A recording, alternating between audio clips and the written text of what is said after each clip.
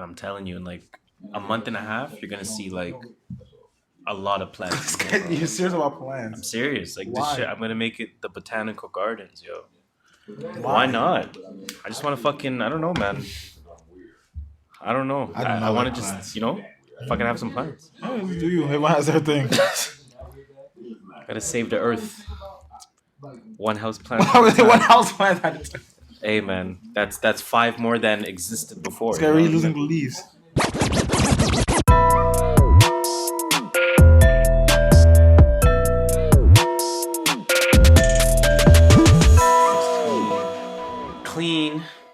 Clean.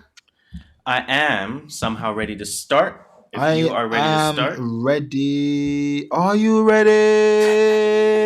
Yo, didn't we say we were gonna Guess make not. that? Did we? Shit, no, we didn't. Like, I what don't was think it? we It was did. gonna be like basketball.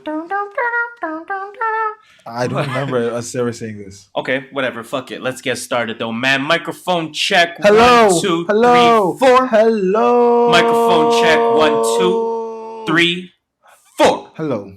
You already know what it is. It's the True North Views podcast, baby. TMV for short. TMV for sure. You already know what it is. Welcome to everyone to another episode of the True North Views podcast. It is episode 50. Hey, who were 50 in the NBA? Brian Reeves, if I'm not mistaken. We always do. We know this is coming up and we never get it ready. Athletes Hey, shout out to Polly G. Just joined the chat.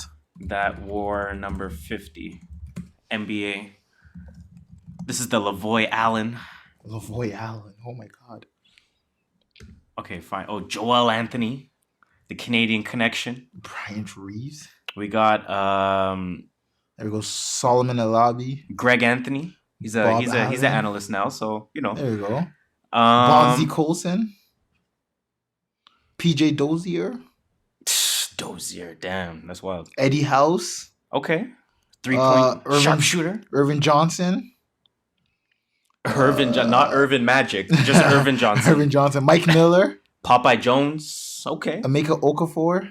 Mecca was nice. Mm-hmm. I thought he was going to be better than Dwight Howard. Everyone thought he was. Fuck. Zach Randolph. Zebo.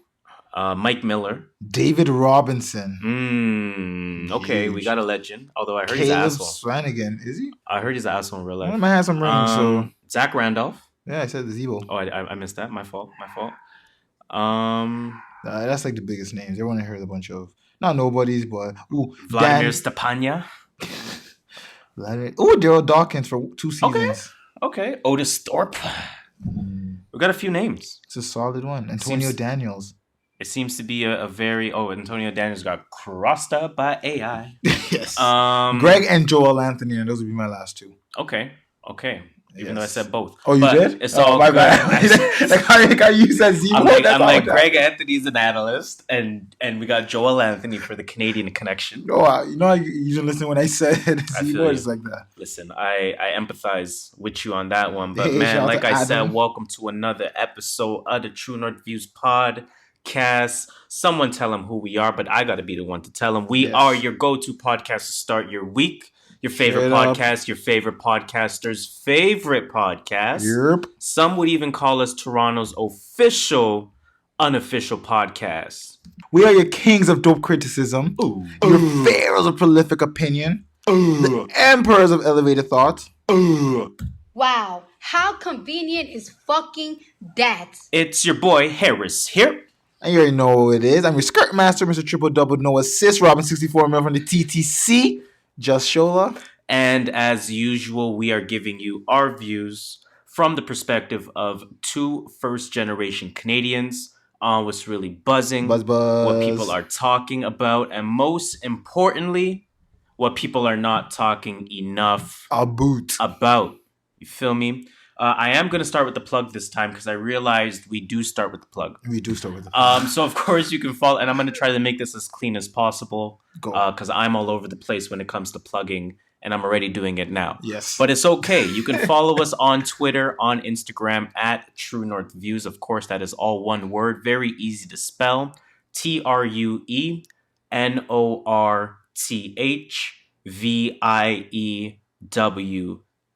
Of course, on Twitter, you're going to find a whole bunch of activity, a whole bunch of different ideas while I am back home smoking legal. Random retweets, random likes, random comments, random commentary, random opinions, etc., etc., etc. The list goes on.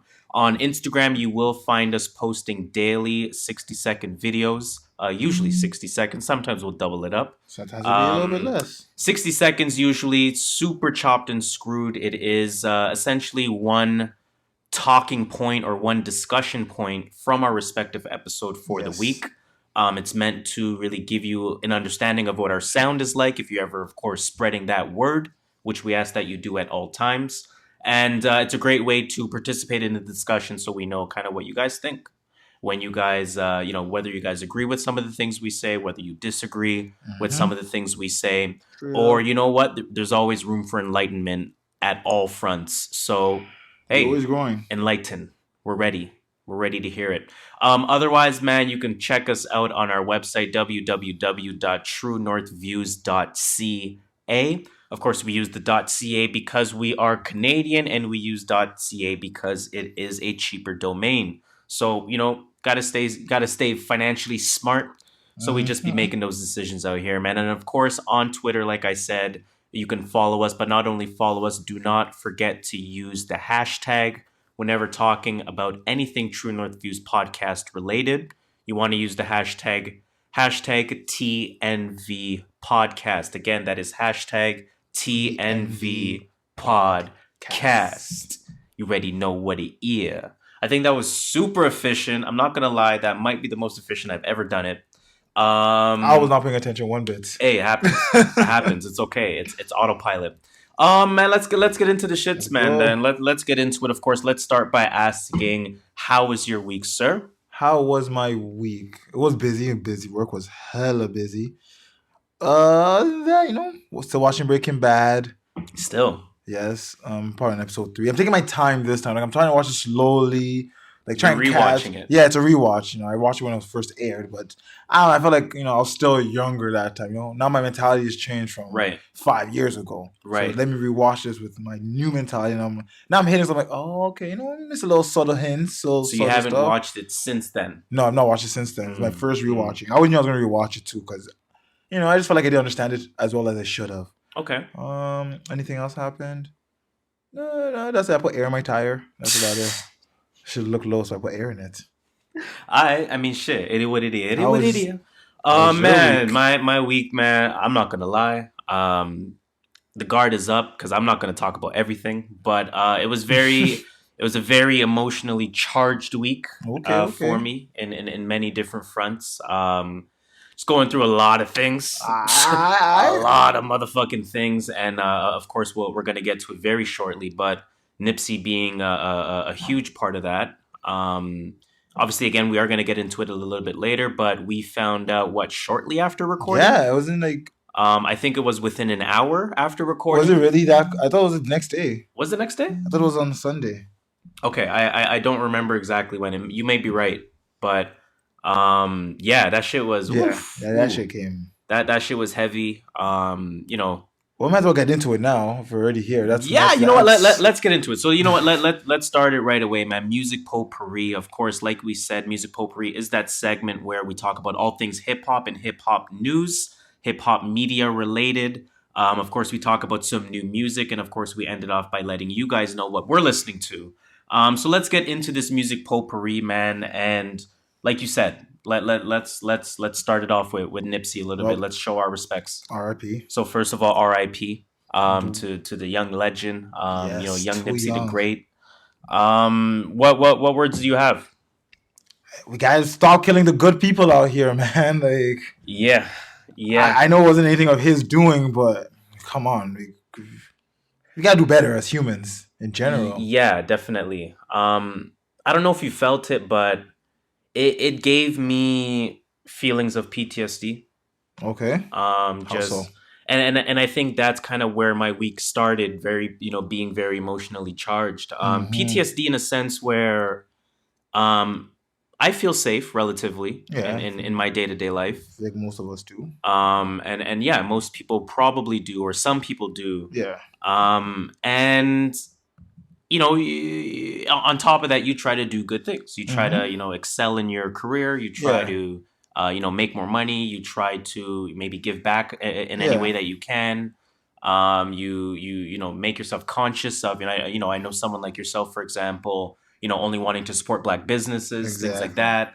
And you just try to do the right things, right? And I guess with Nipsey, it was like, he was doing the right things. Yes. He was doing the right things 100% of the time. He was, preaching the right message 100% of the time. And we couldn't even let that one rock. That's what's You know what I'm saying? It's like, man, like for me, that was PTSD just to say like, not that it made me question like, what's the point? But it was just like, man, at what point do we not get caught? Yeah, at one point is good not good enough. At what point are we okay as a people? That's you know what I mean? It's fucked up. It really is fucked up because Nipsey's one of those people that I sort of describe as visionary rappers. I've used this term in the past, right? So visionary rappers, and what I mean by those guys are, they don't need to be super lyrical miracle. They're not. They'll say one line and you'll just be like, yo, I felt that. Yes. I felt that. That was listening to Victory Lap all over again. And listening to Victory Lap, man, I'm telling you, like, I fucking cried my eyes out. Jeez. Listening to Victory Lap. The first song, Blue Laces 2.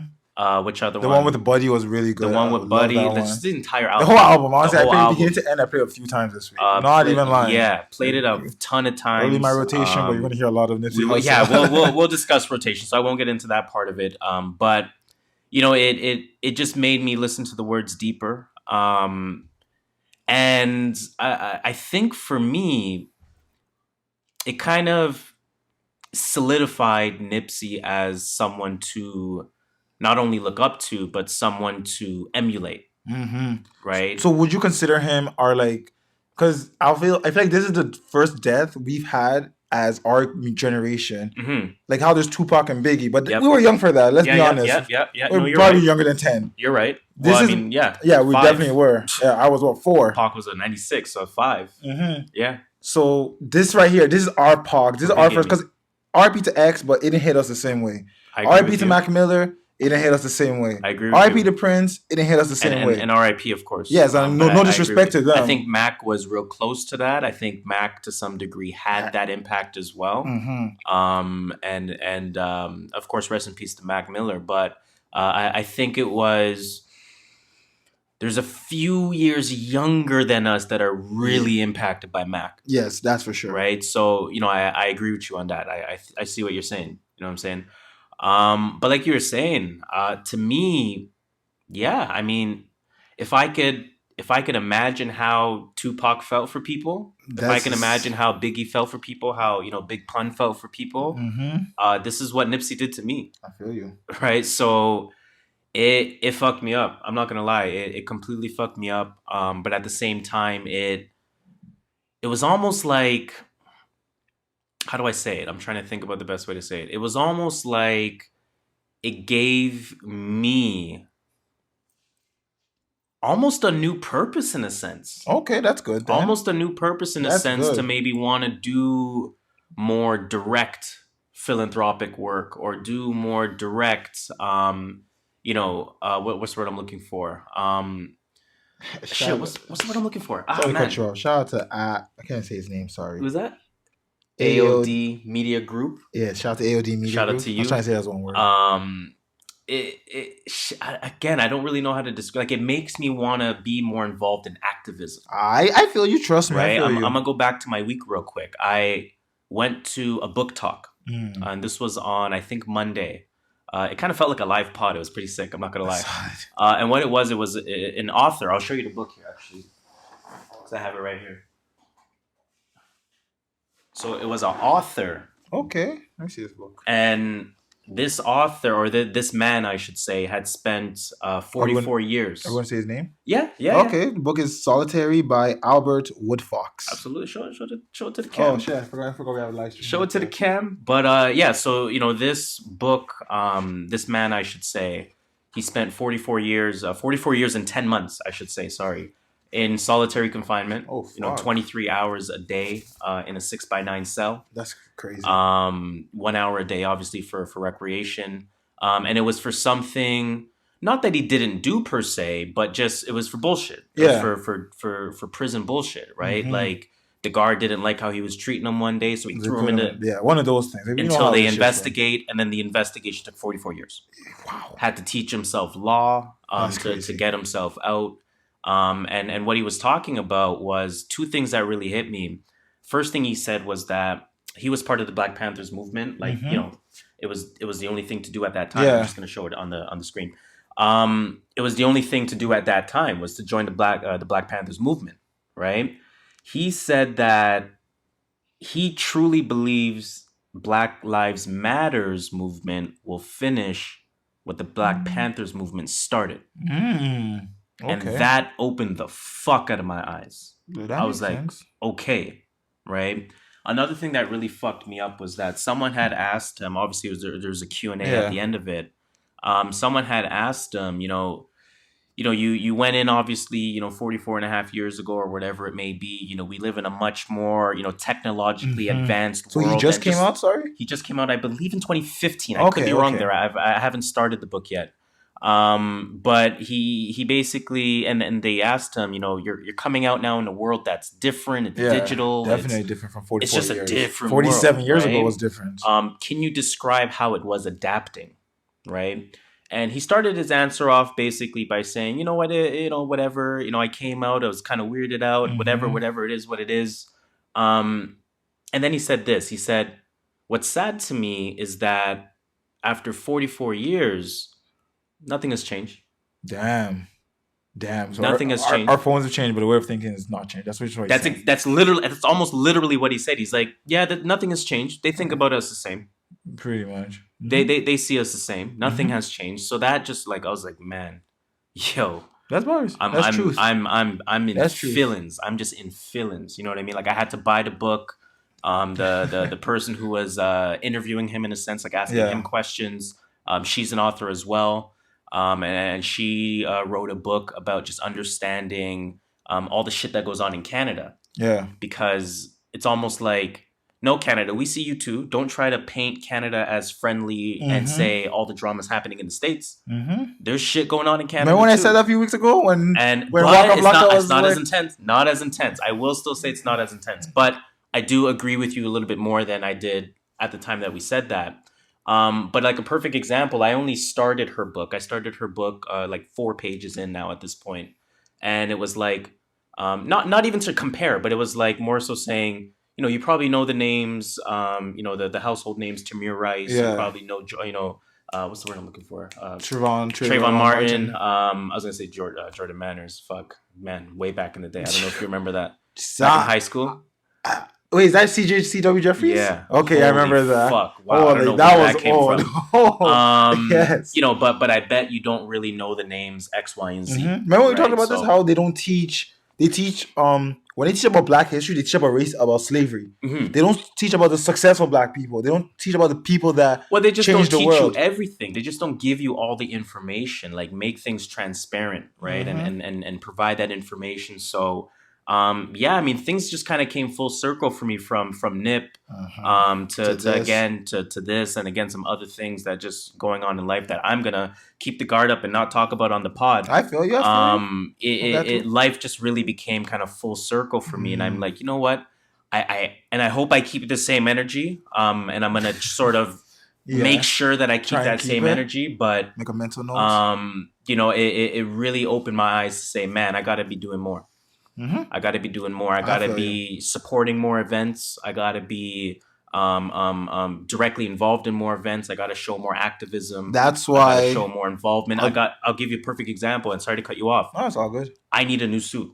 I need a new suit. Right? I can go Indochino right now. $400 to my size, tailored. Yes. I'm in a WhatsApp group with some Black entrepreneurs in there, and I said to the group, "Yo, do you guys know any Black-owned businesses that make suits?" Tailored suits, pretty much, yeah. Yes. One person said yes. Sent me the LinkedIn page. I looked at the website. It's $700 a suit as opposed to $400.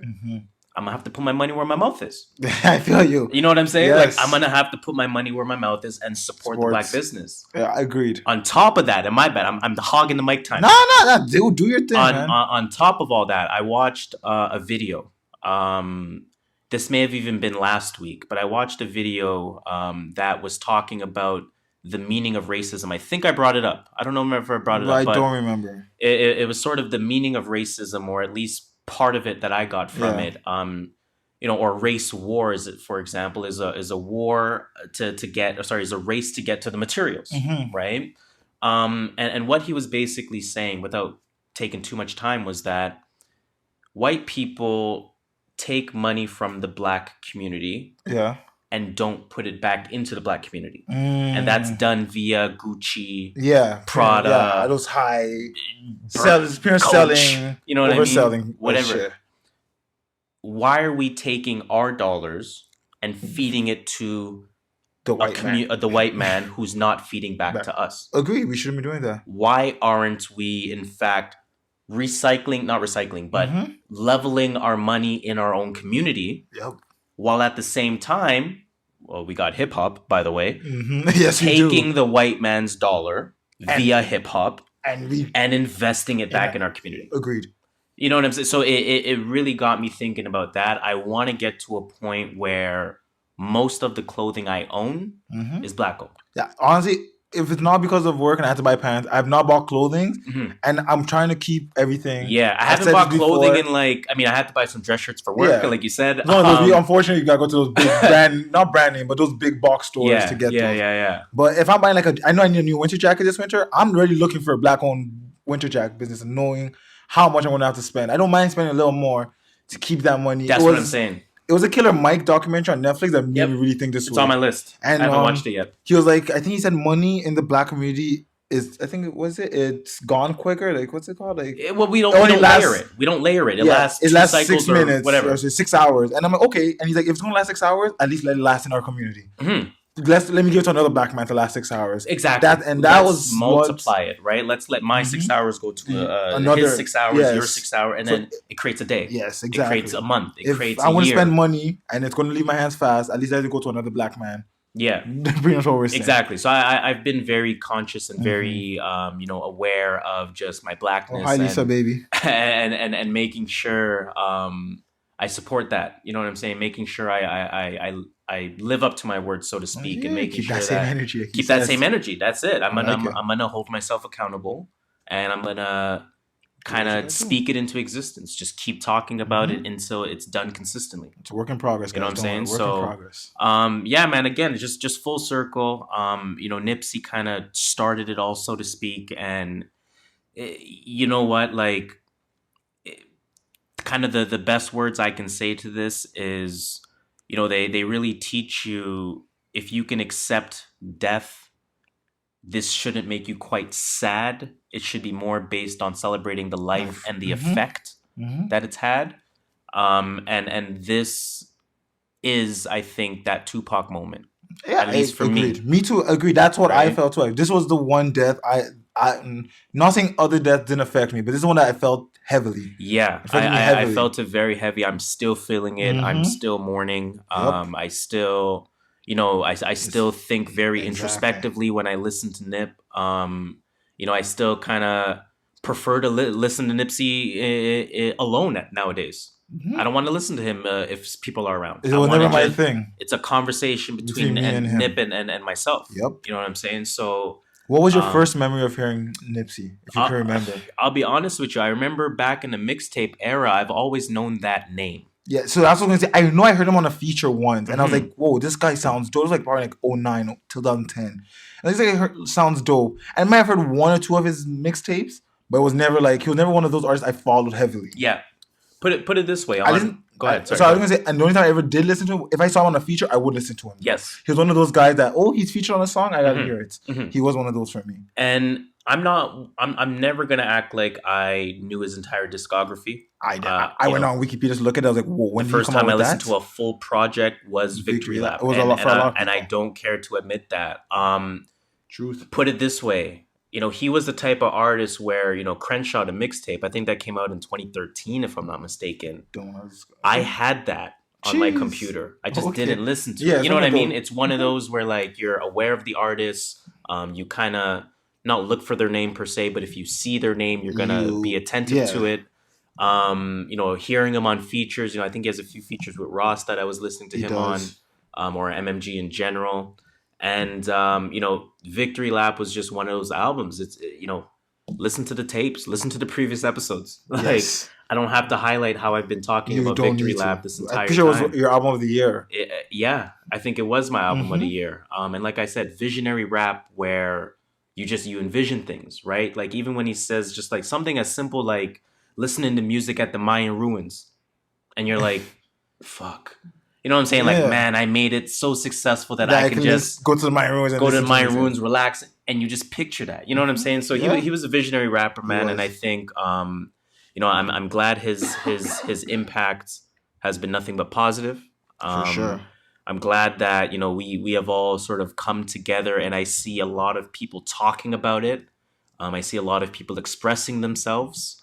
Again, coming full circle with the what's his name again? Sorry, Albert Woodfox and just his story and being black and fuck everything, man. Like, I think I truly think this is the generation where change happens. Yeah, this is it. We are the generation that grew up learning the most. I think we did. I think this is truly the generation, you can say, within a 10-year gap, between 31 and 21, obviously older and younger too. Yeah. But I'd say this is the generation that's going to really make some serious societal changes and look what we've done since like 2010. Yeah. Between 2010 and 2020, we've probably made the biggest change in the world I've seen ever. Yeah. So, you know what, man? It's just I'm gonna do what I can to play my part. Exactly. That's all we can ask for everyone to do the same. That's all we can do. And again, I'm just gonna make sure I'm more active, man. I'm just gonna end this, or my part of this, on a song from Nipsey Hussle I loved, actually. It's from DJ Drama's album called Quality Street Music 1. It came out, I don't remember when, 2012 maybe? It was like the second track. It featured Jadakiss, CeeLo Green, and Nipsey Hussle. And and Young Jeezy too. And he wasn't predicting his future. I won't say he's predicting his future. But one of the the song was called Never Die. And it's literally about, artists dying young. And one of the bars was, sometimes tell me why the good die young. And it's just kind of ironic how life comes full circle. And again, I'm not saying he spoke into existence being on this song, but I think everyone should listen to this song. And I don't know, it made me feel weird, because I did go back and listen to this song. I was like, damn, like the man literally talked about about good people dying young, people trying to do good and getting killed, and people that are doing bad are out here just killing the good, and full circle. Full circle, man. And I will end that with another song. I was listening to Sloz and Boy 2. I don't remember what song it was, but he was basically saying like, and when I die, do this, do that, do that, do that. But for now, I'm here, so fuck it. Jeez. And I'm just like, ugh. Oh, what those like gives you chills, like damn. Chills, man. Chills up my motherfucking spine, man. But let's change the topic a bit. I'm gonna play this to celebrate his life and to change the mood a little bit.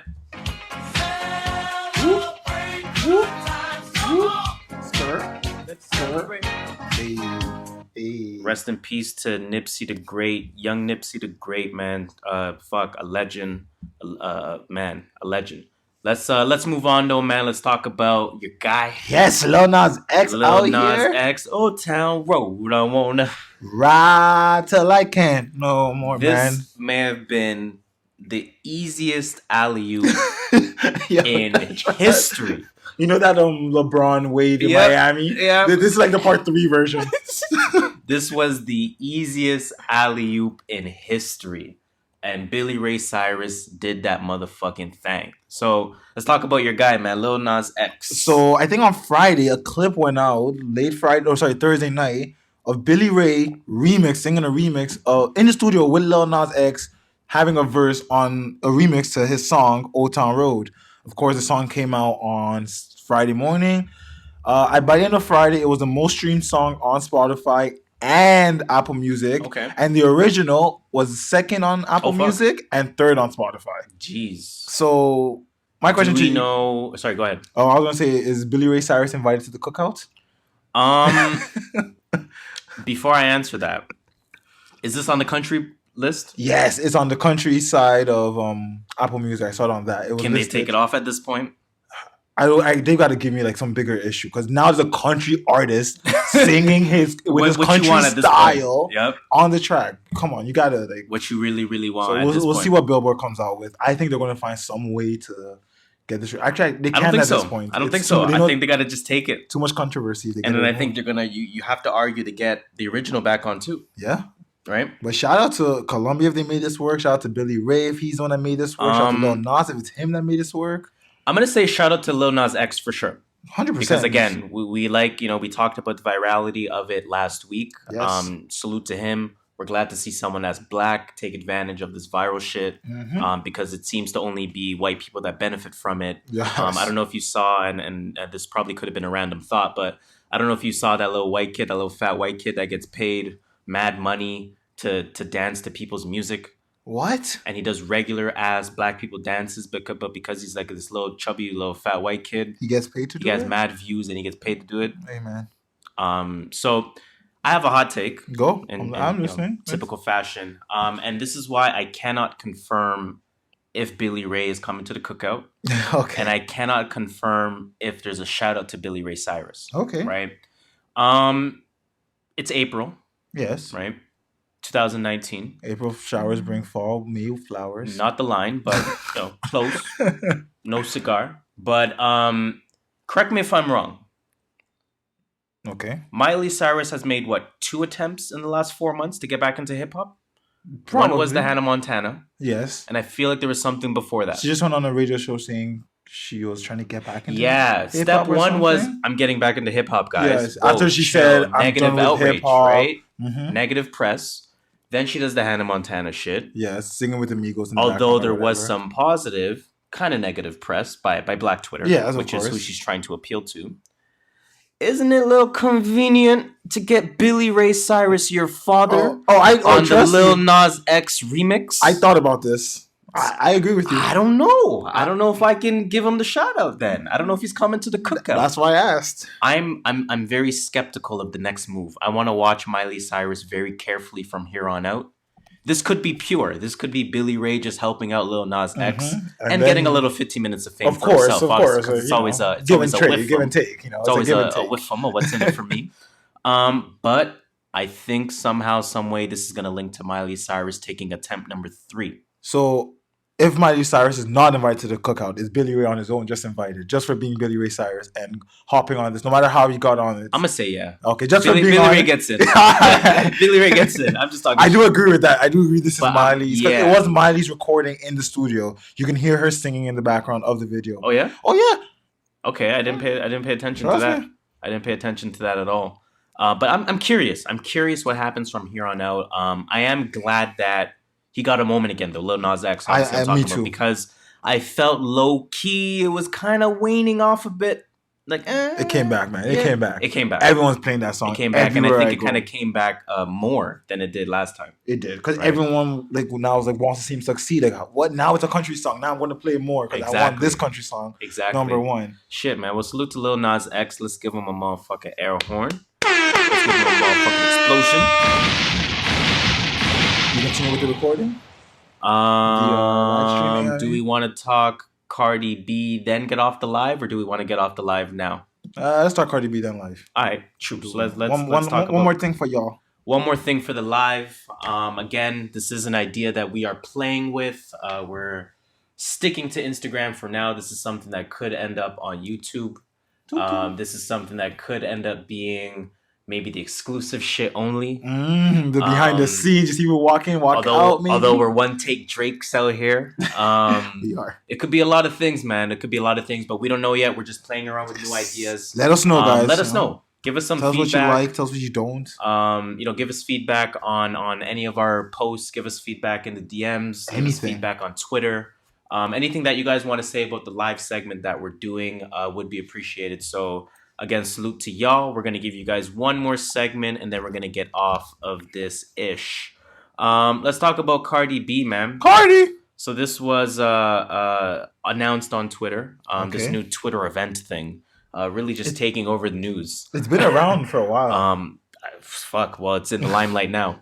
Cardi B talks about the pressures of being a role model, right? So I think where this came from was... Who's Kendra for Humanity? I don't even know who that is. Kendra? A mental health advocate. Okay, so this is a mental health advocate, activist, and author. They are verified.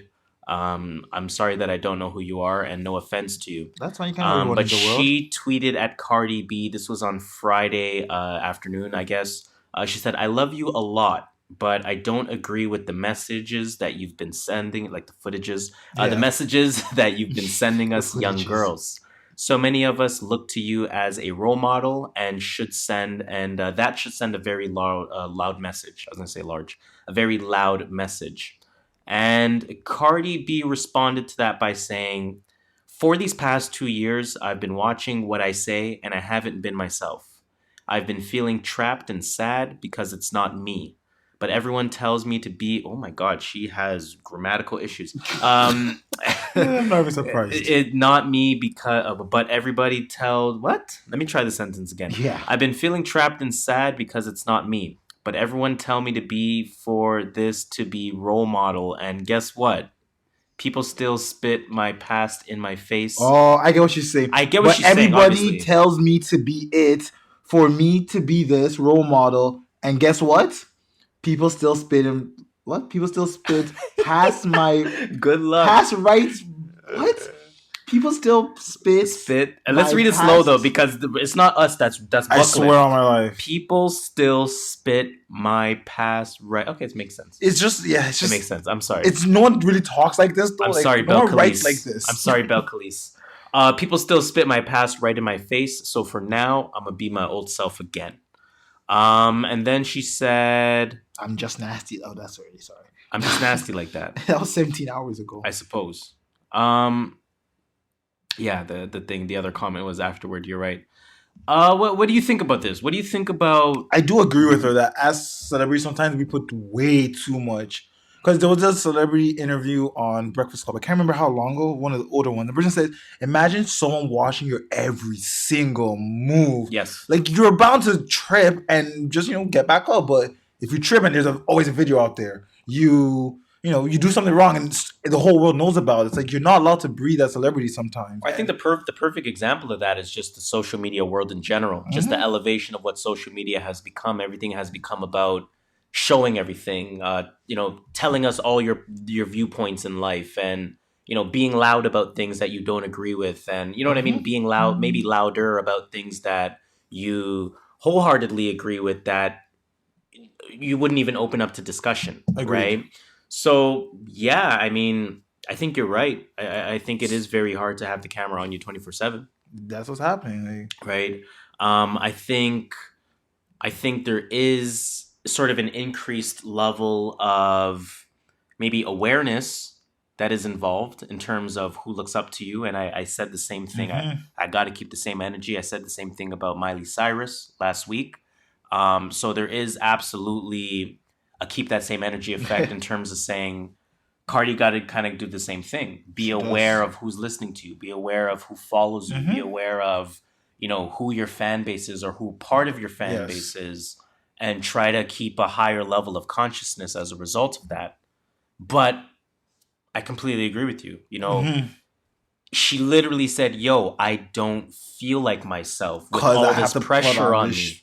This fake thing because everyone wants." I get it exactly. So I want her to feel herself. Like you would want someone to feel themselves, I assume. Well, yeah. I mean, I think it's the healthiest thing mentally. I think it's gonna be creatively the best Cardi that we would get. And just basic human decency. Yes, would tell you, I want you to be comfortable. I want you to be comfortable. I want you to feel like you. It's tough. It is. I honestly understand where Cardi's coming from. Yes, I understand where that other lady is coming from. Sorry, Kanidra. Yeah, but I also understand where Cardi's coming from, and we just have to understand both sides. Is there a middle ground? Is there a middle ground that can be met? You just gotta teach kids know the difference between a music video and real life. Or would you possibly say, and this is something that I'm starting to subscribe to just naturally as I get older, you don't really look up to these people like that no more. I've never looked up to a music artist as I don't know, as a. So how would you I don't look to them for social issues. They're not social justice warriors. They're entertainers. Right. You make me smile. You make me feel a certain way. So let's say in your heyday when you were at the highest level of fandom for someone like Kanye or the highest level of fandom for someone like Cudi, and then let's say they say, "Oh, fuck black people. I love white people." Wouldn't you feel a way? I will for sure. You know what I'm saying? But I'll feel a way because I rock with your music. I think for me to rock with your music, it means you're doing something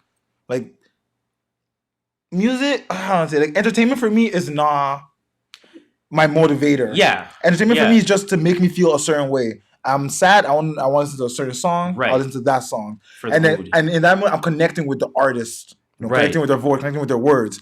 But I'm not looking to them and saying, "Oh shit, there's a shooting somewhere. What do you have to say about it?" Because you don't that's not your job. Yeah, it's almost like stay in your lane for me. Yes. Their lane is not to talk about social issues, and for me to look up to them and say, "I'm having a hard time in life. What do I do next?" I completely agree with you. They're to support me though when I'm going through my hard times, but they're not my biggest role model. I don't think I've ever said is Nelson Mandela, but that's for a totally different reason. But I don't look up to artists and celebrities or basketball players for social justice issues. Yeah, I mean, I think. I think we're kind of a middle ground in my answer, in comparison to what you're saying, is that I think I can look up to an artist for those reasons when it presents itself.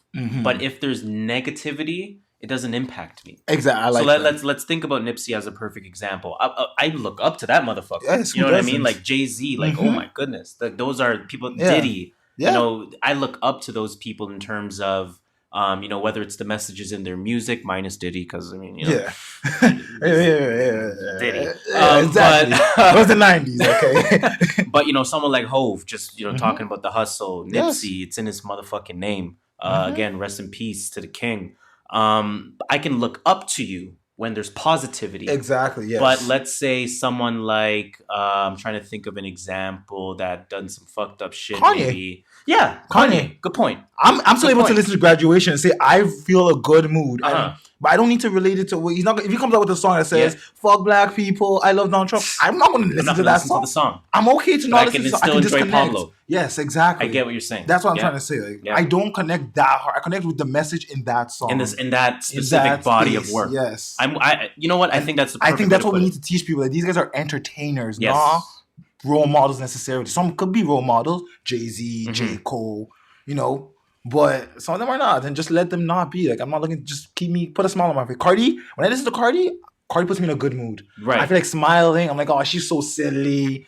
That's what I think about her. She's so silly. That's what I think about Cardi. I'm not looking at Cardi. She's so silly. Wow. How convenient is fucking that? She's so silly. Kill me, yo. Don't motherfucking kill me. I think that's the perfect way to say it, though. I'll be honest with you. I think, I can't really give it better words than that. So let's move on to the next topic here. Before we move on, again, I think this is where we are going to cut off the live. Yes. So again, salute to everyone that has watched us live. Salute to everyone that's going to go back and view this, because it's up for the next 24 hours or some shit. We'll be gone by the time this episode is out. I mean, it's true. We'll be gone. So catch us on the third time we do this. But you know what? We're compiling these videos. They might have a purpose. Hey, it might have a purpose. We don't quite know yet. But salute to everyone again that watched us. To everyone that has watched. Thank you. Spread the word. We're gonna maybe try this weekly and come back around the same time next week. And I'm sure maybe we'll try a different segment too next time. Yeah. We won't do the beginning. We'll try. We'll figure it out. We'll see. We'll figure it out. Anyways, the next time you hear my voice on the microphone, it will be after this edit. Now, time for our sponsors. We're doing shoutouts? Yeah. Shoutouts! That's from the OGs and Mero. Yeah, I know. That's what I was thinking too, yo. Okay, let's get into this shit. We got shoutouts. What do I want to play? The winner is... That's actually not bad. I actually like that. That was a good one. We got shoutouts, man. We got shoutouts. Shoutouts are in order. Of course, loving this new little mini segment that we're fucking around with. Mini shout out, man. We got first Beyonce. Shout out to the Beethoven. Beethoven. Baychella. Beyonce. She just signed a deal with Adidas. And she turned down Reebok. Yes. Reebok actually said, there was this little story that came out. Reebok said she walked out on them. But then her camp came out and said, nah, they lying. She didn't do that. See how they're trying to tarnish her name? Mm-hmm. Fuck them up. This is going to continue her line called Ivy Park that was sold at Topshop. Started in April 2016. It will now be continued being made by Adidas. That's interesting, actually. I didn't realize it would just be essentially a carryover of Ivy Park brand to the Adidas. That's gonna and she's also signed as a creative partner. Although everyone thinks it's just for the celebrity status. Well, of course, but I mean, of course, it's like executive producer for certain things. You don't do shit. His name is just there. Yeah, but salute to this because again, you don't walk into Topshop for athletic wear. You don't. You don't. Athleisure, to be correct. Yeah, athleisure. Yeah, it's not really. It's not really athletic wear. It's not really leisure wear. It's actually leisure wear that looks athletic. I think that's what it is. Mm-hmm. Well, that is what it is, and that is how. We're from Toronto. That's how every motherfucker dresses. Pretty much. I can imagine that sweats everywhere. Yeah, I think I can assume LA looks the damn same. I can assume New York looks the same. But that is what Chicago looks the same. Like that's what fashion is now. It's being comfortable. Like, yeah. No one's about wearing jeans 24/7. Exactly. So you know what? Salute to Beyonce for two reasons. Not only expanding the Ivy Park brand, although I don't know how much energy we got to keep when it comes to the Queen. I'm not gonna rustle the beehive, so I'm gonna stop there. I was gonna say, where are you going with this, man? Where are you going with this? I'm not gonna go any further. Shout out to Beyonce. So shout out to Beyonce, of course, for being a creative partner with Adidas, expanding the Ivy Park brand by default almost. Mm-hmm. And salute to Beyonce for saying fuck you to Reebok because they have no diversity policy. So that's why she turned it down. Well, it's something diversity related. Okay. I don't know if it's policy specifically, but she clearly felt the brand didn't do enough. Diversity representation. I get what you're saying. They kind of just wanted her for her name. So she didn't want to work with them creatively. So, I wouldn't want to do that either. Not even want to lie. Salute to you, Queen B. Ready to know what you do. And we got another shout out. Wow, when basketball. Oh, my computer just died. This guy's computer died. We got shout out, man. Shout out to Russell Westbrook. Yes, sir. With the 20-20-20 game. That's big, man. That's huge. 20 points, 20 rebounds, 20 assists.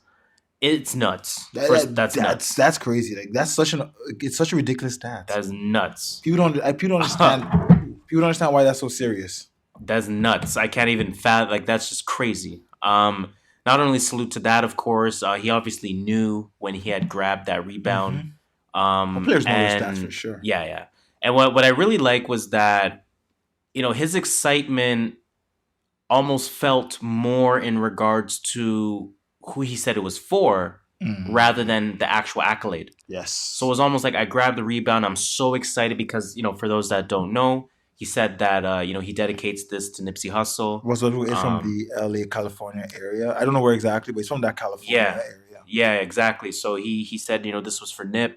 And again, like I said, when he grabbed that rebound, it was almost like, man, I did it. Like it was almost like, man, I did it for you. That's crazy. That's crazy. It had that kind of energy to it. Maybe it wasn't that, but that's how I received it. How you receive it, how you choose to receive anything is up to you. Exactly. I can't tell you how to feel, and you can't tell me how to feel. That's very true. So that's where I realized, like, that's when people get mad at certain things that I don't get mad at. I was like, you know what? That probably triggered something that happened to you in your past that I have no idea about. So that's facts. If that's how you feel about it, then that's how you feel. That is facts. So salute to Russell Westbrook, man. 2020, that is crazy. And again, for that added, was Paul George playing that game? I don't know. Maybe. I mean, what did he do? I'm joking, guys. Points, right? Yeah, I'm playing. I know he did other shit. I'm just joking. But yeah, man, salute to Russ. Let me give him a round of applause as well. Are they in the playoff officially?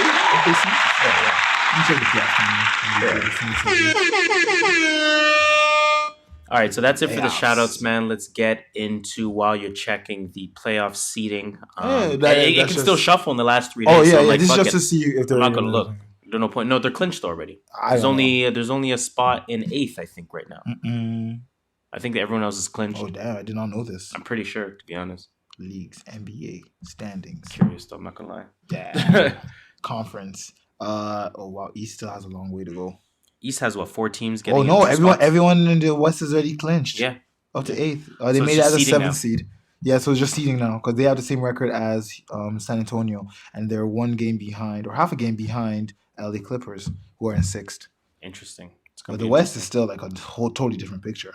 There's still 3 teams fighting for a spot in the playoffs. You mean the East? Sorry, the East, yeah. Yeah. So let's get into that new music, man. New music report. Of course, obviously, we're just going to talk about some of the things that came out this week and then get into a little bit more in depth with some of the things that we listened to. Yes, sir. I can anticipate this being a very short segment. It won't be too long. Because, in my opinion, ain't shit come out. No, not really. Man. So, again, salute to Boozy Fade. They provide us with a great list of music that has come out for the week, both albums and singles.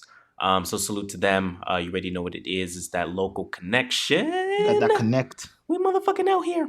Okay, what came out this week? Khalid, your guy, Free Spirit. Can I just say, and I might cut you off just to, if I did listen to something, I might give a quick synopsis.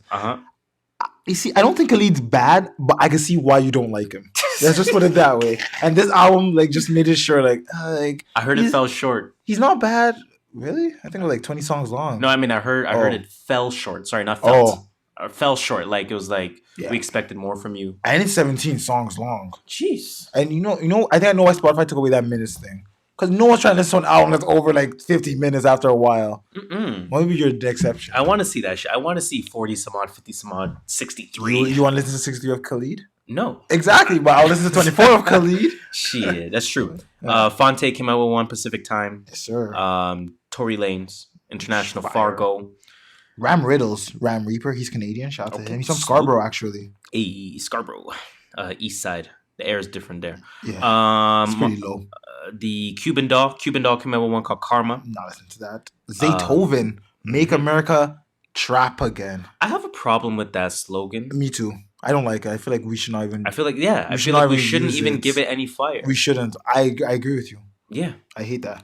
Anyways, I'm glad it's not just me then, because every time I see Make, I'm like... why are we feeding more fire into this title? Why are we making this thing continue on? Make it lose steam. Just don't talk about it. Right. Anyways, man, we can go on a whole different rant there.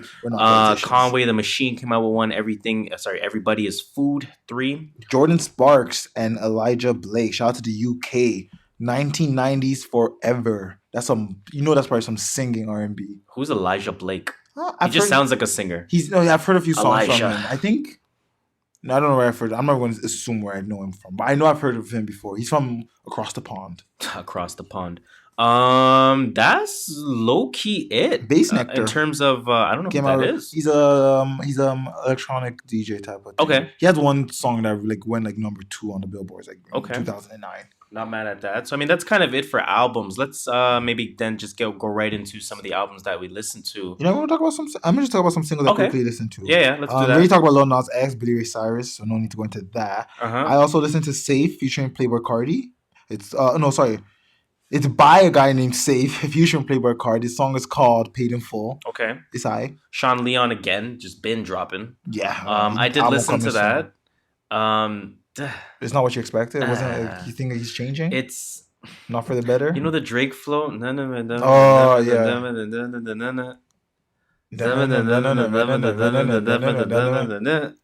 It's that. And I'm like, Teacher on or something. And Drake already has that lock. Don't try. Yeah. Snow Allegra. Did you see that?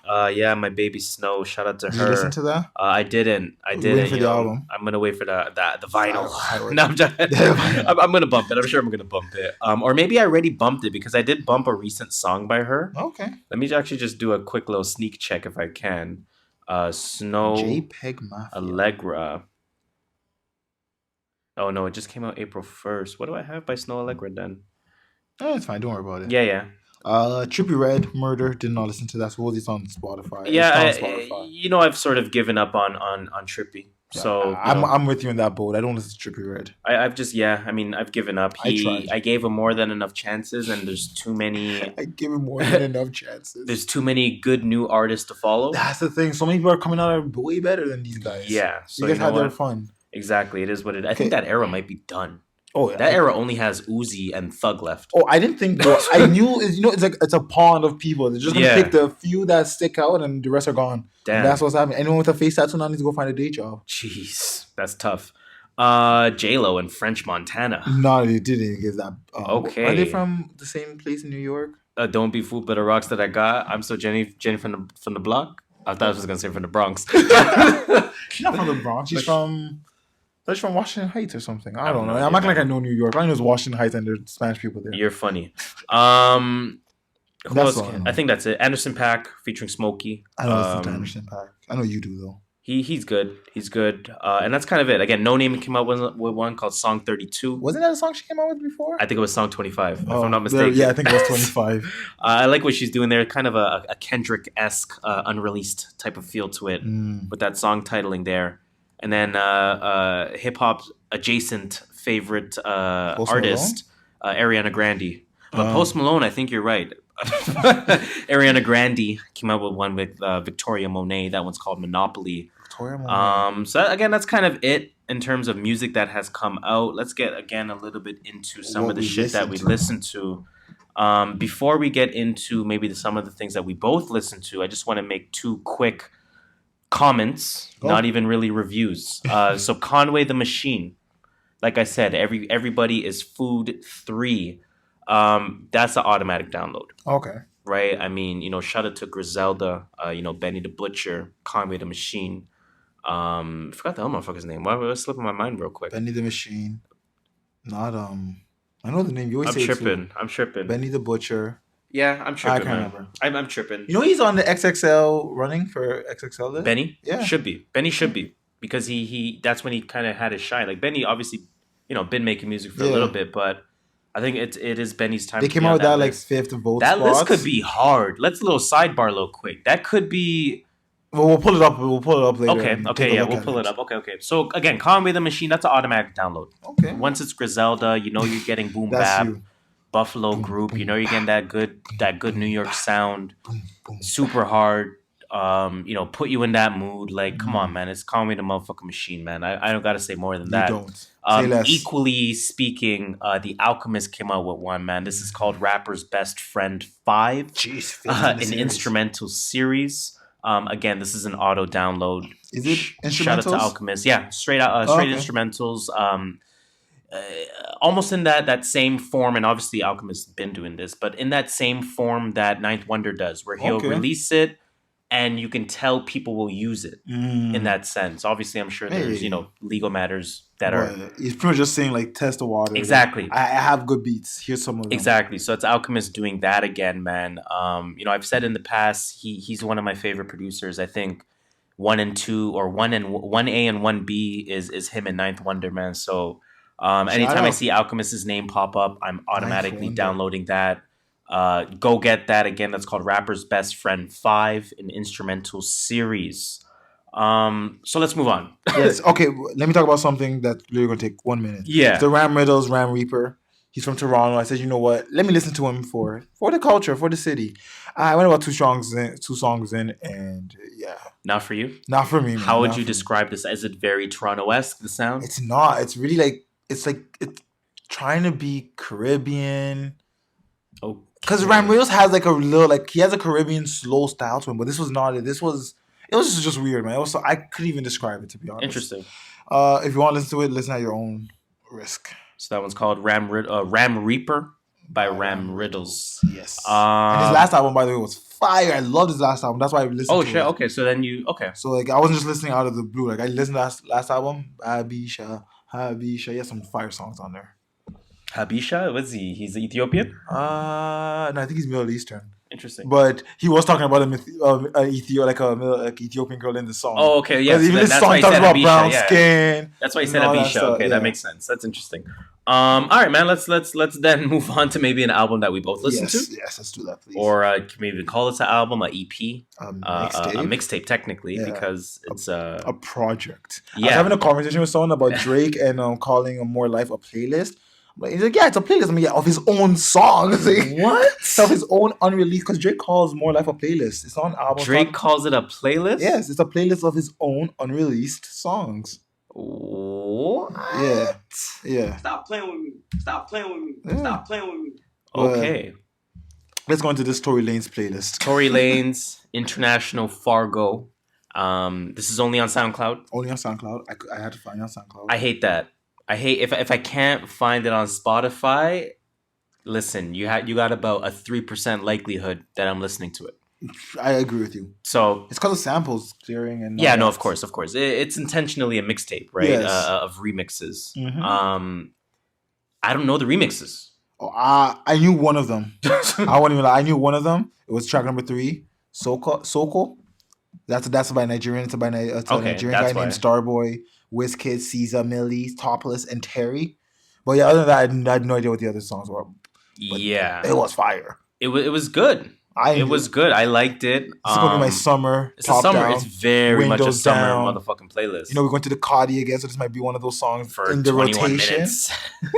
This will give you 21 minutes of distraction. Yeah. Oh, less than that. 2 plus 3. It's not 21. Lucky if he gets us 10. It's literally like 12 minutes. You got 12 minutes on it. No, 4 tracks, 15 minutes. Hey, so if I play that 4 times in a row, that's an hour gone. That's solid. So we have obviously, you know, a few features being who some of these, you know, songs were originally by to some degree. We got Coffee on there. Coffee on the second track. And that is the Toast song, which is originally Coffee's song. Called Toast. We have Soko on there, like you said, that plays off of Starboy. Starboy like the main guy, but it's a group. It's not really a group. It's just in Afrobeat, they literally just throw a guy on for like 30 seconds, where they all just do like a melody singing thing. It just sounds so really good. And then Tory Lanez added a Melly to that one. Yes, sir. And then, you know, again, decent stuff, man.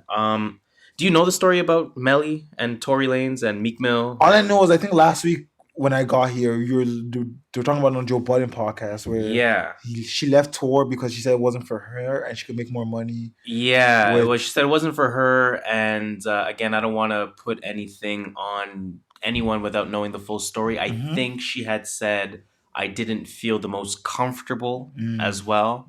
I'm not insinuating anything, so I'm not going to say anything beyond that. Take that as you may. But and then as a result, she signed with Tory Lanez, and obviously Tory sees the potential in her and is sort of using her not using her, but you know, sort of like using her in the using her. I'm going to use it in that way. In the music sense, using her right away in terms of getting her on projects and making it seem like she's his number one with respect to artists that he's pushing. That's what it feels like. Shout out to him.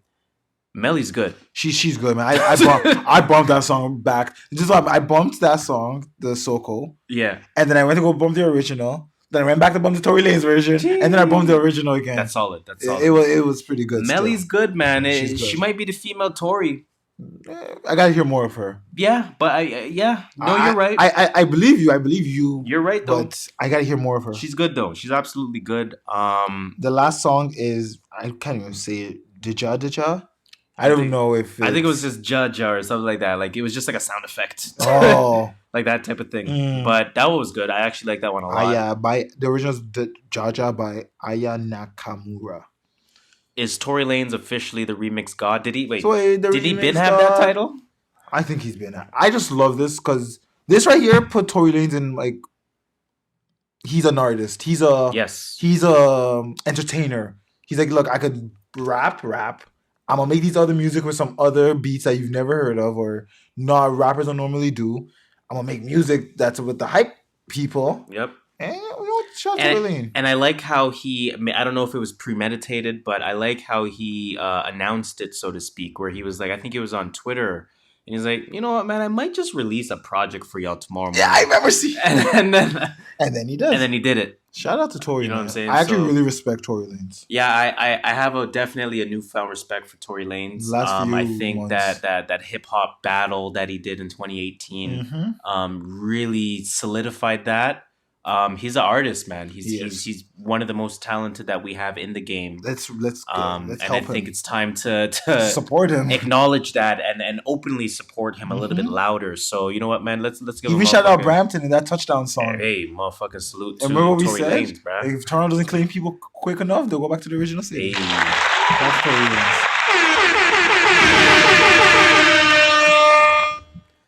Salute to Tory Lanez, man. That was a decent project. Again, International Fargo. That's only 15 minutes, so give that a listen. You might even enjoy it. I'll talk about maybe one more. Yeah. So Fonte, Pacific Time EP. Who is Fonte? R&B artist, clearly, because the first song is called Can We? Straight baby making music, bro. Straight baby making music, bro. Okay, good to know. Good to know. I'm not mad at it. I'm not to the baby making playlist. I'm not mad at it. But other than that, I don't really have much to say about it. It's an EP, right? How many tracks? It is 6? What it is. EP, 4 songs or something like that. I don't even remember how many. Something like 5 or something like that. It's an EP. It is what it is. It's probably just a bunch of loosies you put together and said, you know what? The ones that almost didn't make the album. I'm gonna just release something. You know, maybe get my streams up, give people something to listen to. Yeah, put my name out there. Whatever it may be. Salute to track number 4, though. I forget the name of that one, but I know K Tronada's on the beat. He's Canadian. I've seen his name around recently. K Tronada is. There was an EP that came out too, and it was like every song was someone and K Tronada. I know who you're talking about. I just don't remember which tape it is. I think I downloaded it. But it's funny to see his name everywhere now. I like that K Tronada has a very distinct sound. He has a very unique sound, because when I was listening to it, I was like, is this K? Okay. And then I looked, it was K Tronada. So just like Alchemist has a very unique sound, Ninth Wonder has a unique sound, K Tronada's kind of on that same path, so to speak. So and he's Canadian, so salute to him. So that's a Canadian, eh? Salute to him, yo. And then that's all I have for albums. Man. I listened to one more thing because I was like, I gotta come with something. It's been 2 weeks. Barely listened to one album. It was Nav's album. I gotta find something. So I found Zaytoven's "Make America Trap Again," and we've talked about the "Make America Great Again" slogan. So rewind back to about 15 minutes and listen to that. Spotify says it came out March 8th. Interesting. And if I'm not tripping, Friday was not March 8th. No, it was not. But okay, so I'll give you a little synopsis of the album. It was 1, 2, 3, 4, 5, 6, 7, 8 songs. The first 3 tracks, Please Help Me Hit That Snoop Dogg. Who button? Where is it? Is it this? Yeah. Who? That's what I thought about the first 3 tracks, so I skipped it. The other features, I was like, who's this? 3 who's for 3 tracks. The 4th track, called Cake Boss, it featured Paul Wall. I've not heard Paul Wall rap in years. And I thought he was on some recent shit. I wasn't listening to it. I don't check for Paul Wall. Fair. I don't know, man. He has some irrelevant references. It sounds like a lot of hype people. You know, like they say, yeah, I went downtown, I went to the house, and then they'll all make talk about like a girl just because they need to rap that, they need to rhyme a bar with another bar and then bring it back to the house. That's what a lot of what he was doing. So he hasn't advanced at all. Very elementary. It really was really elementary rap. But there was some bars, don't get me wrong. There's some bars like, I see what you did. There's some nice wordplay. But it wasn't anything special. The next song was Seas and Alamo. Seas and Alamo. It was by the Migos. No, it didn't say Migos. It was by Quavo's, or it was with Quavo and Takeoff. Not Offset, though. And it didn't say Migos. It just said Takeoff, featuring Takeoff and Offset. Okay. Or sorry, Quavo. Typical Migos. It's Zaytoven. You know what you're getting. Atlanta you know Trap. what you're getting. The next one. So Tyga was on 2 songs, which makes me think Tyga is signed to Zaytoven's label somehow. Okay. Right. Next one called Club Bitches. Featured only Tyga. It was really different Tyga. It's not your flow like you think he does. He switched it up because he's trying to go on. It was not that. Toledo. He did have one line in there that I was like, ugh. He said, barely 21, only got one wish, and he kept on going. And I was like, Tyga, it's not the right time, you know? Keep that ish to yourself. Yeah. The next song. Think about what even to play for that one. Bruh. Yeah, that's a good one. Bruh. Again, 21, I'm assuming is legal everywhere, but I'm not, you know. Anyway, I'm gonna leave it there. Next one, Flossing. I literally skipped this song because it's Tyga again. I went 30 seconds in. Not 30. I went like 15 seconds in. I'm like, Tyga, get the fuck off the airways. And then that shit is fucking trash, dog. Get the fuck off the airways. That was my thought, exactly. And then the last track was Make No Sense, and it featured DJ Esco, so I didn't know what to expect. Okay. They're both like producers. Esco's, you never really know what direction you're going with Esco. And there was no rapping on it. There was some lyrics, but it was just kind of like repeat, but the beat was hard. Like you could see 2, good, smart producers went into a booth or into a room and studio and played around with the keys a little. It sounded really good. That's the only song I would say to listen from this mixtape. Jeez. And that is Zaytoven's Make America Trap Again. It was 3, 4, 5, 6, 7, 8 songs. I could not tell you how long, but it wouldn't be longer than 3 minutes a song. So 25 minutes max. You do the math. Yes. You do the motherfucking math. So that's all I have for albums. And that's all I listen to as well. So, of course, in the usual fashion, we are going to do our final segment of the music potpourri. And the way that we close that off is by asking the question, what is in your rotation, sir? You want me to start this one? I'll Please. start this one. So I accidentally added a playlist to my queue. Okay. And I don't know how to get rid of it because it just keeps on playing that playlist. Fuck. You gotta delete all the songs off of it or some shit? I don't know how. There gotta be a faster way. It's like 400 song playlist. There's no way I'm deleting each song one by one. Do the manual work. It takes more thought to think about how to do it efficiently than it does to manually do the labor. But it takes less thought to Google it. So I'm going to Google it after this. Fair, it seems there's a faster way. There might not be. In that case, I would just cry and do it. Maybe not. So in between that playlist, when I could get any full albums in, I started with Lil Nas X, the OG one, because, of course, that's how it works. Hotel Road. Nipsey Hussle really started off my Monday because, of course, obvious reasons. Nipsey Hussle, and then I was in my bag after listening to Nipsey Hussle Victory Lap. It was Victory Lap, by the way. So I had to listen to some lo-fi beats. That really went on for about 2 days. Just I didn't really want to listen to anything. That's what it was. I didn't want no stupid lyrics. I didn't want someone telling me about how they spend money on stupid shit. Especially after listening. There was a bar in Victory Lap. I can't remember what song. And he said like something to the sense of save your money. Like, don't spend it stupidly. And I'm just like, 23-year-old me would probably be like, man, what's this man talking about? Saving money. How am I supposed to be flexing if I'm saving money? New me is like, I Nipsey, feel you. You're on something. And then I'm not trying to listen to someone say, I saw my Philippe again after that. So that was on. And then I went to listen to more Nipsey. I listened to that DJ Drama song, The Never Die, which made me listen to that whole album, Quality Street Music 1. Actually, I have it here, so I can tell you when it came out.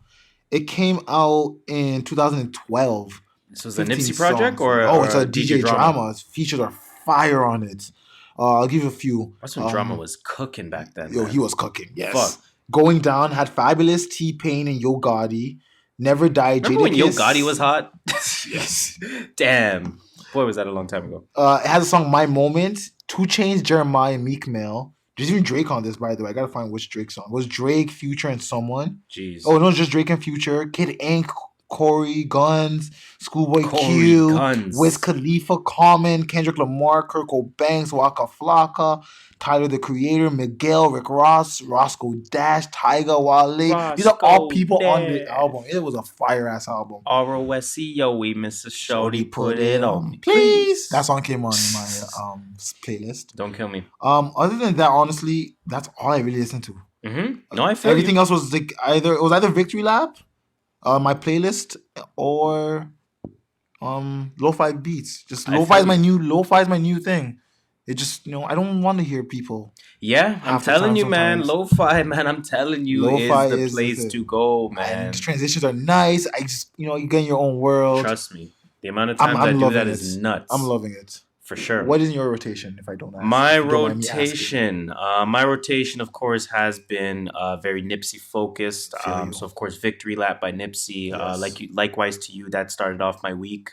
On the Joe Budden podcast, they played a song called Ocean Views by Nipsey Hussle. And obviously just, same kind of messaging as Victory Lap. Yes. So that's off of Slaws and Boy 2, which is a project from Nipsey that came out back in 2017. So I went back and I bumped that. And then from there, I said, you know what, man? Again, Crenshaw was one of those tapes I was always aware of. But Crenshaw was never one of those tapes I kind of just spent time listening to. So I went back and I downloaded and I listened to Crenshaw. So just been a whole bunch of Nipsey in terms of that. Likewise to yourself, just maybe not lo-fi in terms of no words, but just things that are a little bit calmer. I said to myself, you know what? I can't listen to energetic rap right now. Not no Tekashi type of I gotta slow it down. Or even just kind of, music in general. So I went back to that sort of alternative bag a little bit in terms of getting the Black Keys in there, getting Tame Impala in there, getting the White Stripes to some degree in there, or Jack White's other group. I forget his name. I forget the group name. I should say. Is it one that's like the Americans?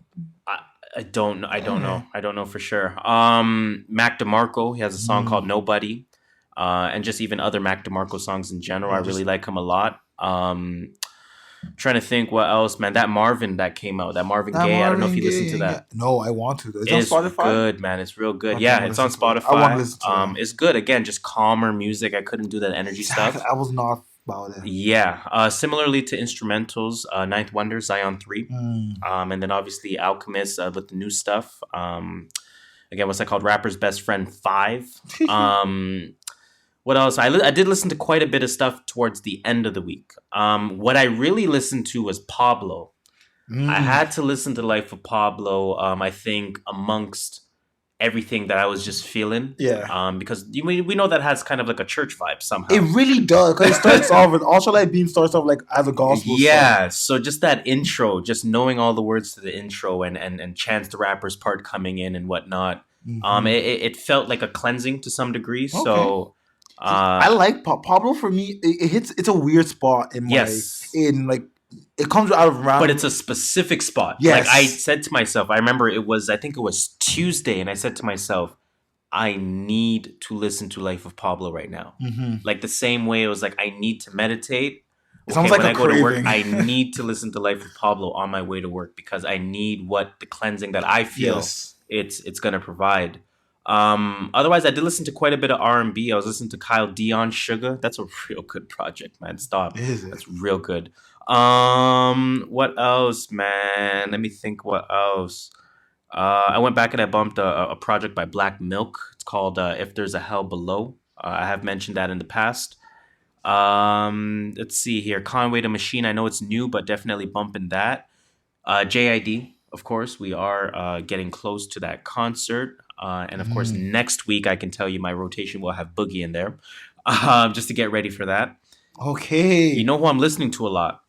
Smino, man. Smino, you did say that? I'm listening to a lot of Smino. That album called Noir that he has is amazing. Like, amazing. Like, I listened to... So this album has... Let's see, 1, 2, 3, 4, 5, 6, 7, 8, 9, 10, 11, 12, 13, 14, 15, 18 songs. Okay. That's a lot. Holy fuck. That's a lot. Covert's good. LMF is good. Clink is good. Tequila Mockingbird is good. Spins is good. That's a good movie. Z4L is good. Merlot is good. Hoopty is good. Paisano is good. Bam Times 2 is good. That's at least 10 songs that I just named. Like, in terms of me going back and repeating that shit. Smino is super fucking talented, and I'm praying to God somehow, some way, Smino comes out for JID and JID and Saba. Because him and Saba are boys, right? You never know. Fuck, I'm praying. Or bring No Name, man. Fuck, where's she at? I know her and... She chills with Saba? She her and Saba are like best friends. Shit, that's dope. Who was it that said? One of the three of them said... Man, I'd really love to start a group with the other two. Oh, shit, that's sick. So, and they were on Thing together. They were on one of them late night shows together. You know like the album's coming. They're good. They're real good. But yeah, otherwise, again, just podcasts, man, as usual. Joe Budden podcast, Club, Guys Next Door, Clubhouse, Need to Know. What else we bumping, man? They back. Yeah, that's kind of it, man. So salute to all that shit that we're listening to. Yes, sir. Salute to all the pods that we're listening to as well. That's kind of all I got for what's in my rotation. I know that's what you got for what's in your rotation. I'm trying to figure out how to damn clear my queue. So let's end the music potpourri segment there. Want to get into a little bit of sports talk. Okay, let's go. Little bit of sports talk. Some outlandish shit. Let's see here. How do I clear my queue?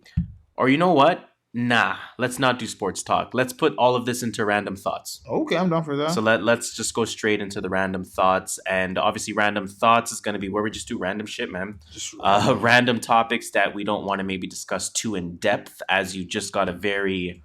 real life example of how that works. Otherwise, again, things that we may have saved on Instagram or on Twitter, or that we sent to ourselves, or whatever else is trending. Because obviously, whenever we stop recording, something happens. So let's kind of get right into it. I do want to talk about this. Again, we were just about to talk about it in sports, but let's talk about it in random thoughts instead. I'm going to see if I can play something here. This is on Twitter. I'm still trying to delete this thing. Are you telling me I have to go one track at a time? There's no way I have to go one track at a time. So take this in. Look how long it is. That's easy. I can say that off the bat. Oh, let me rewind that. Hold up. Who's the better NBA player? That's easy. I can say that off the bat. That's me. If you give me Shaq, if you give me LeBron, they did. Call the big three. We got that late, but like early in my career. I mean, what are you doing right now? If you give me these guys early in my career. Let me ask you this. What would have been a perfect time for you, Paul? Let's make sure we get this right. I was 24 years old. Okay. You give me Shaq. When I'm 24, 25, you give me LeBron and Bosh. I'll be sitting on 5 or 6 championships. Easy. Wow. So then who has the better NBA I played 10 So then who has it then? It's Wade.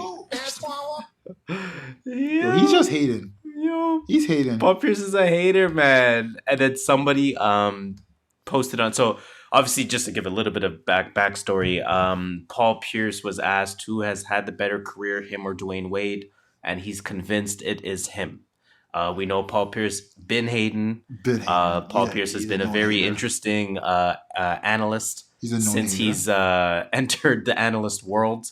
And somebody pulled up a tweet here with some statistics, and this looks like it's straight from NBA.com. Paul Pierce said he had a better career than D Wade, LMAO. So let's talk about all NBA team selections.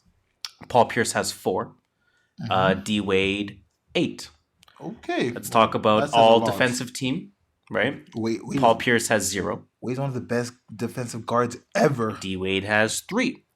Again, one of the best defensive guards ever. Let's talk about leading the league in scoring. Paul Pierce has done it 0 times. Damn, that's D a lot Wade of has times. done it once. Wow. Maybe those are anomalies. Maybe we should talk about things like points per game, right? Paul Pierce's career average 19.7. D Wade's career average 22.7. 0.0. Oh. I don't know why I said 0.7. There is more to it. I don't know why Twitter's cutting off the rest of the image, but D Wade has better rebounds per game numbers, assists per game numbers, steals per game. Why is Pierce? Don't get me wrong, you're good, but why are you talking? Pierce was my guy too, man. Fuck, that's why hate late career me. Pierce because like early career Pierce when he was on Boston with like Antoine Walker. That was back when Boston was my favorite team. When it had like Kenny Anderson, Antoine Walker, fucking Vitaly Potapenko, fucking Dana Barros. Like, come on, man. Come on. That was when Pierce was my guy. And then what happened? The big 3. Or the original big 3. The OG big 3. KG, I was going to say KD. KG, fucking thing. Ray Allen, Rondo. And then I stopped liking them ever since that day. And we see what they've become since. Okay, moving on here. So definitely you're not picking Pierce over Wade? No, in no reality am I ever doing this. Sorry, Wade. Like, Wade's good. Sorry, Pierce. Like, Wade, Pierce is good. Don't get me wrong. Wade is just better. Yeah, and what I feel to that, to Paul Pierce saying that he's better. Kawhi, stay. Please. Stop it. And hashtag do better. What else we got for random thoughts, man? All right. Do you see the Made in America? No. The festival? Yes. August 31st and September 1st. Headliners are Travis Scott and Cardi B. Let me run you down some names that will be there. Juice WRLD. Both were on our Mount Rushmore, by the way, of New Age Hip Hop. Yes, that's a little fun fact. Juice WRLD, James Blake, Cascade, not Cascada, Anderson .Paak, The Free Nationals, Kodak Black, Basie, Jorge Smith, I know it's Georgia, Blueface, Pink Sweat. Pink Sweat and Blueface, okay. Kaytranada, Tierra Rack, Roddy Ricch, Freddie Gibbs. And I'm just saying the people I know, by the way. Of course. Phantoms. And that's about it. But shout out to we should go to that show. Where is that? In Brooklyn? Barclays? It's in Philly. Oh, Philly. Made in America is always in my Philly. fault. What was I thinking with Brooklyn? Meek's probably going to do a surprise appearance. Maybe. Meek always shows up there. Stephen A. Smith. 10 mil. 10 mil. Shout out, Let me just... Get your money. Get your money. Get your money.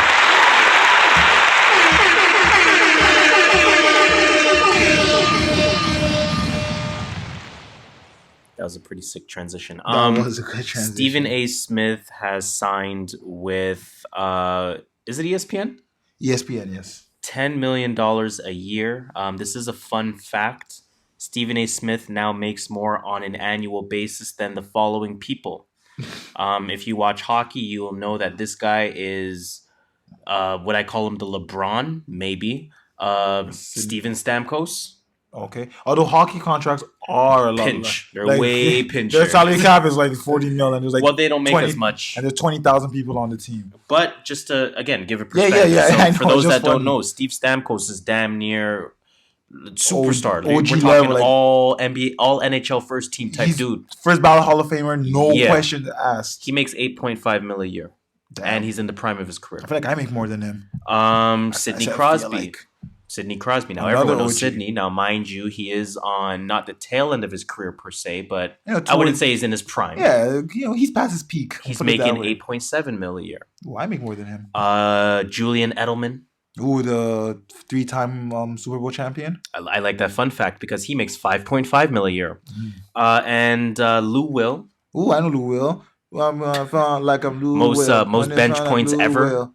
2 bitches with me like I'm Lou Will. $8 million per year. New deal. He has 2 girlfriends. True. So that makes up, and that brings him to 10. Rajon Rondo makes $9 million per year. So Stephen A. Smith got the motherfucking bag. Shout out, man. I'm glad the bar is going up. Do you see that meme about how I don't know how true it is, and it could be taken out of context. But see that meme about when he came out of school, he was working for free. Yeah, I saw that. Like between 7 a.m. to 12 a.m. I think they're boosting a little. I do think he was working maybe for it was free. just availability. Yeah, like you only went in for like 2 hours a day. So shit like that. Like, but I always tell people if I was younger, I would do more internship. Like if I knew what I knew back then, right now. More internship, man. Get out there. Work while you can for free. Oh, definitely. Get your. You know how good it looks to have more shit on your resume? Volunteer service on a resume looks so good. It does. Looks so good. You went out of your way to make time out of your precious time to do something for free? Yeah. Come on now. And it relates to what you want to do in your career? Come on. It's experience. It is. People always ask how to get experience. Do some shit. That's literally do some shit. Maybe within your community, and it's a double effect, right? Let me see if I have anything on Twitter because I ran out of Instagram stuff real quick. Do you see the April Fool's joke about Zaire Wade? I just got the notification. This is breaking news. Breaking news. Imagine. Breaking news. Zaire Wade claps back at Paul Pierce on social media. So he said, I don't want to hear it. Laughing emoji. Dude played 19 years and won 1 ring. Not to mention we did knock them out in the, I guess the video cuts off, 2000 or something. And then D Wade responded to that saying, "You did it. You said it better than I could." Shout out to D Wade and shout out to Zaire Smith or Zaire Wade. I said Zaire Smith. Yo, fucking D Wade is feeling it then because he's responding to a lot of things. Right, the man's retiring. What does he have to lose? Because Chris Palmer, I guess he's an NBA analyst, maybe. Everyone's an NBA analyst. Tweeted Paul Pierce embarrassing himself. So I kind of mentioned some of these things already. D Wade, 13 NBA All Stars, 8 all-time NBA. All-team NBA, 3-time defensive and 3 rings. Paul Pierce, 10-time All Star, 4-time All NBA, 0-time All Defense, 1 ring. D Wade again said, once again, you said it better than I could. So shout out to Wade. I like that Wade is that's a comeback. Just don't address it directly. Just do it indirectly. Let your accolades speak for themselves. Yep. I do have another random thought, and you tell me if you agree with this. I saw this on Twitter. Let me just confirm whether it's Black Twitter or not. I agree with it. I can't tell. I can't tell if that's Black Twitter. Is the color black or is the color white? It's hard to tell with the pic. But anyways, man, it's funny. They said, has anyone else ordered the same thing at Subway since they were 12? Or is that just me? Nope. Meatball marinara. Nope, mine is cold cut. Meatball marinara. Cold cut. Combo. I think that might I thought I had more, but I don't see anything for some reason. Yeah. I don't know. I told you April Fool's joke where Drake was on the 100, Seth Rogen on the $50 bill, and $20 bill had Justin Bieber on it. Is that supposed to be like a real April, like the Royal Canadian Mint? that said we're changing the bills, like something like that. Oh my God, that's reaching. When did April Fools become we're gonna do some stupid, blatantly obvious shit? I was in a meeting on April Fools, and some of the colonizers were in there. They made a joke, and everyone was like laughing, and he looked at me, and I'm so straight face. I'm like, was that supposed to be an April Fool's joke? That ish wasn't funny. That's some colonizer ish. You know what? I'm gonna end random thoughts maybe with a little bit of a voice clip. And this is, of course, in salute to Nipsey Hussle. Let's load this up here. Is he giving us some information? Just kicking knowledge, man. Doing what Nip did 100% of the time. So we're just gonna end off on this one right here. I call my thing the marathon because I'm not gonna lie and portray this ultimate poise like I've had it figured out. Nah, I just didn't quit. That's the only distinguishing quality from me and probably whoever else going through this or went through this or is gonna go through this is that I ain't quit. I went through every emotion.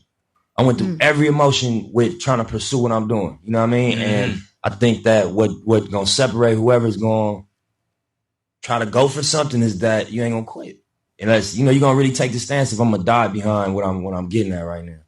I call my thing the marathon because... Shout out to Nips, man. Shout out to Nips. He always dropping knowledge, like you said. Damn.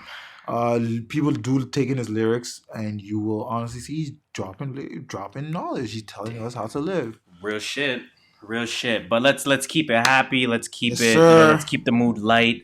Let's take us to the end of the show. I'm gonna ride till I can't no more. Cue the other music. In the bank. Oh man. Well, you know what, man? With that being said, that will bring us to the end, the unfortunate end of another episode of the True North Views podcast. Yes, sir. It's been episode 50. I think it's been a very progressive episode. 50. That was Tyler Hansborough's number at North Carolina.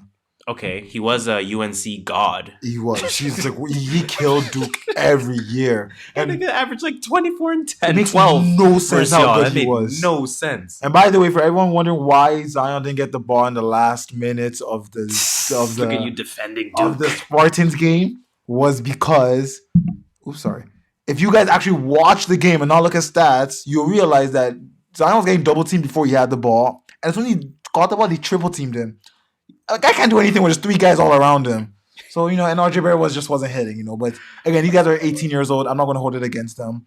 I think both of them will have amazing NBA careers at the end of it. But that's a story for a different day. Well, you can take all of that conversation plus everything that we spoke about today on the pod and continue that. Ooh, I like that transition. Hey, I like that. Continue. When in the sitcom or the comedian stops talking until they wait for the applause. Yeah. Let me try that again. So you can take all of that and continue it. I understand that. It always takes a while to do it. Take a second to kick it. Like, oh shit, we have to talk now? Continue that conversation, of course, by telling a friend to tell a friend to tell a friend to tell a friend to tell a friend to tell a friend. One more person, y'all. You already know what it is. The 6 degrees of separation is a social experiment, and we want you guys to be our guinea pigs. So please, as usual, I go by the name Harris. Skirt Master here, Mr. Triple Double, no assist, 64 million from the TTC in my bank account, JustShola. And I just guess you got to tell them that number one rule in that case. Watch out for the waistmans. Watch out for the motherfucking waistman. Spring is almost here. Everybody go watch that new documentary on Netflix. That's the sort of follow-up to Planet Earth. It will make you very sad because we are destroying the fuck out of our planet. Oh, we've been knowing And that. after our generation, I don't know if there's gonna be life left. I'm dead ass. I'm super serious. But anyways, man, stay blessed, stay warm. It's not fucking hot yet, but you know what, man? It's one of those where it's cold in the morning, winter jacket in the morning, spring jacket in the afternoon, winter jacket at night. Yeah, so man. So you know what it is. It's just stay blessed, man. Stay living. Stay doing positive things. Stay safe. Support your peoples. Tell your mom you love her. Yes. Man. See that one with DJ Envy and Charlamagne where it's like, I love you, come give me a hug. Nah, I didn't. It was so fun. They were just on the breakfast talking about giving hugs and saying we don't say I love you enough. No, I'm mad at it. Not mad at it. You already know what it is. It's a True Nerd Views podcast. It's episode 50. Tyler Hansbrough episode. Let's get it.